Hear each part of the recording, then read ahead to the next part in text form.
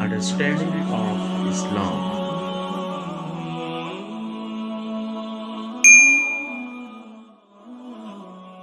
قد افلح من زکاہا وقد خاب من دساہا. یہ تو ہمیں حکم ہے، اپنے آپ کو پاک کرو، اپنی صفائی جتنی کر سکتے ہو کرو، اس کے اوپر کمر کسے رکھو. لیکن یہاں مراد کیا ہے؟ فلا تزکوا انفسکم، کہ تم اپنے آپ کو پاکیزہ نہ کہو، اپنی بڑی کوئی اپنی بالیدگی اور اپنی پاکیزگی اور اپنی بزرگی کا ڈھنڈورا نہ پیٹو. هو اعلم بمن اتقى، اللہ خوب جانتا ہے اس کو کہ جو واقعتاً متقی ہے. یعنی ایک ہے کسی کا واقعتاً متقی ہونا، ایک ہے تقوی کا لبادہ اوڑھنا، ایک ہے واقعتاً کسی کی شخصیت میں خدا ترسی کا رچ بس جانا، ایک ہے کسی کا اپنی دینداری اور زہد کا اشتہار دینا، اس کا ڈھنڈورا پیٹنا. تو جس چیز کی مذمت کی جا رہی ہے وہ نہیں ہے دوسری چیز، بلکہ یہ کہ اپنی اتنی نہ بڑھا پاکی داماں کی حکایت. میں نے جیسا کہ عرض کیا کہ بہت قریب آتا ہے یہ مصرع اس آیت کے اس مفہوم کے. اتنی نہ بڑا پاکی داماں کی حکایت، دامن کو ذرا دیکھ، ذرا بندے قبا دیکھ. انسان کو چاہیے کہ وہ ہر وقت اپنے جو تقصیرات ہیں ان پر نگاہ رکھے، اپنی کوتاہیوں پر نگاہ کو جمائے رکھے. جو کچھ اللہ نے توفیق دی ہے اس پر اللہ کا شکر ادا کرتا رہے انسان، لیکن یہ کہ ہر وقت اپنی توجہ کو مرتکز رکھے اپنی کوتاہی پر جو فی الحال ہے، تاکہ غرور پیدا نہ ہو، تکبر پیدا نہ ہو، عجب پیدا نہ ہو. یہ ہے اصل میں اس آیہ مبارکہ کا جو اصل یعنی ہمارے لیے رہنمائی والا پہلو ہے. فلا تزکوا انفسکم هو اعلم بمن اتقى. اس میں ایک بڑا لطیف اشارہ ہے. اگر کوئی حقیقتاً متقی ہے تو اللہ کی نگاہ سے چھپا ہوا نہیں ہے، وہ کبھی اپنے تقوی کا اشتہار نہیں دے گا. یہاں بھی پھر میں عرض کر دوں کہ اس کا یہ مطلب نہ لے لیا جائے کہ جو نیکی کے کام علن اعلان کرنے کے ہیں دین میں ان کو بھی انسان نہ کرے. دیکھیں نا، چونکہ آپ کے علم میں ہوگا کہ ہمارے یہاں صوفیہ کا ایک فرقہ ملامتیہ مشہور ہے.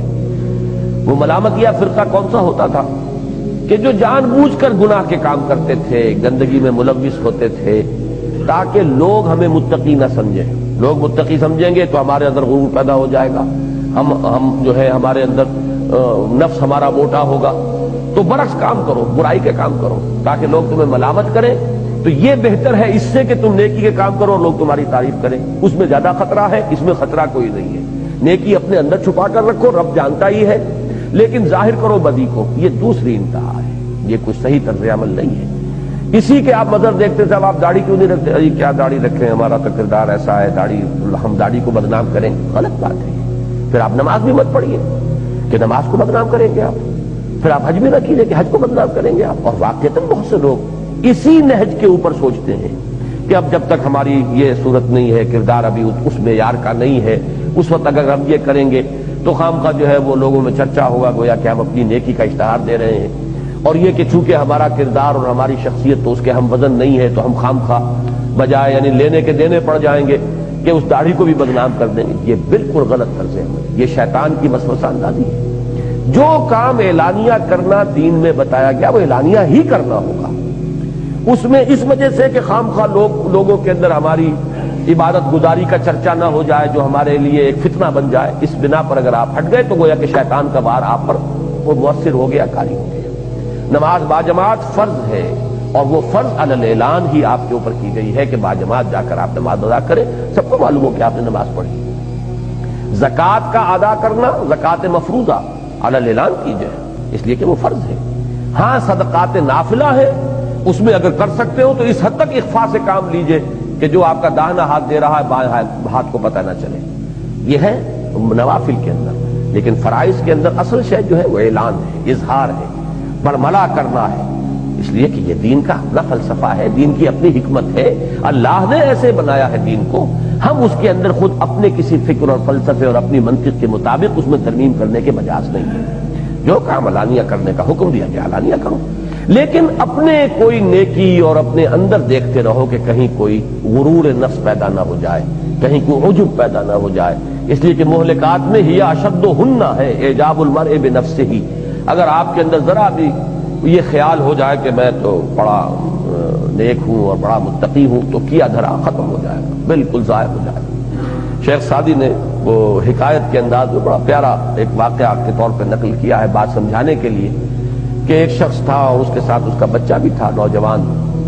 تو وہ رات کو دونوں باپ بیٹا جو ہے نوافل ادا کر رہے تھے، کچھ لوگ سو رہے تھے، تو بیٹے نے ایسے ہی کہا کہ ابا جان مجھے بڑا احساس ہو رہا ہے کہ یہ لوگ کتنے محروم ہیں، یہ اس وقت پاؤں پھیلائے سو رہے ہیں، اللہ نے ہم پر کتنا کرم فرمایا۔ تو باپ نے کہا بیٹا اگر تم بھی سوئے ہوتے تو یہ بہتر تھا اس سے کہ تم اس وقت یہ جو توفیق تمہیں ملی ہے اس کی بنا پر تم نے اپنے آپ کو ان سے بہتر سمجھا جو سو رہے ہیں، یہ منفی نتیجہ ہے جو نکلا ہے تمہارے اندر، تو اس سے تو بہتر یہ تھا کہ تم بھی سوئے رہے۔